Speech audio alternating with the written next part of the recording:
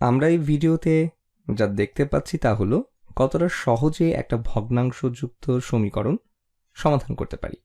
তাহলে আমরা এমন একটা সমীকরণ নিচ্ছি যা কিনা সম্পূর্ণ ভগ্নাংশযুক্ত। ঠিক আছে, আমরা এখানে যা দেখতে পাচ্ছি তা হলো a/b বা b এর উপরে a যোগ d এর উপরে c। এখন যদি এটাকে যোগ করতে হয় যেখানে ভগ্নাংশ আছে, তাহলে আমরা কিভাবে করব? আমরা যেটা করতে পারি তা হলো এদের হর বের করা। আচ্ছা, আমরা কিন্তু এখানে জানি না b কি এবং d কি, কিন্তু আমরা যা বুঝতে পারছি তা হলো এদের হর এবং এটা হবে b গুণ d। এটা হলো b এবং d এর সাধারণ গুণিতক। তাহলে আমরা এটাকে একটি সাধারণ গুণিতক বিশিষ্ট দুটি ভগ্নাংশের যোগ আকারে লিখতে পারি। তাহলে যোগ bd। আমরা এটাকে একটু রং দেই। এখন a/b কিছু একটা ভাগ bd। এটা কি? এটা পাওয়ার জন্য আমি যা করেছি তা হলো হর এবং লবকে d দিয়ে গুণ করেছি। তাহলে এটা হচ্ছে a গুণ d বাই b গুণ d।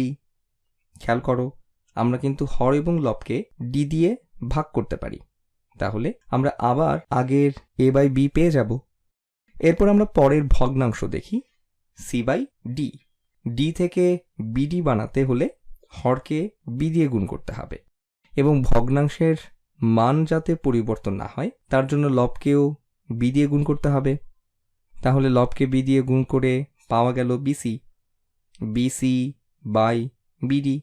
সুতরাং এখানে গোলাপি রঙে আমি যা লিখলাম সেটা সমান হলো এই ভগ্নাংশ। এখানে শুধুমাত্র d কে উপরে নিচে গুণ করা হয়েছে। ধরে নেই এর মান হলো 1 এবং 0 থেকে বড়। এখন c ভাগ d কে এভাবে গুণ করা আর b কে আগেরটাতে উপরে নিচে গুণ করা একই ব্যাপার, কারণ b এর মানও যদি 1 হয় এবং 0-এর চেয়ে বড় হয় তাহলে এই দুটো ভগ্নাংশ সমান। এখন আমরা এত কিছু কেন করলাম? এখানে আমাদের একটি সাধারণ হর আছে, সুতরাং আমরা এই ভগ্নাংশ দুইটাকে যোগ করতে পারবো।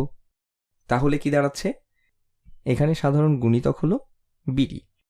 তাহলে হর দুটিকে আমরা এমনভাবে যোগ করব যেরকম আমরা দুইটা সংখ্যাকে যোগ করে থাকি, বীজগাণিতিক রাশির মতো না।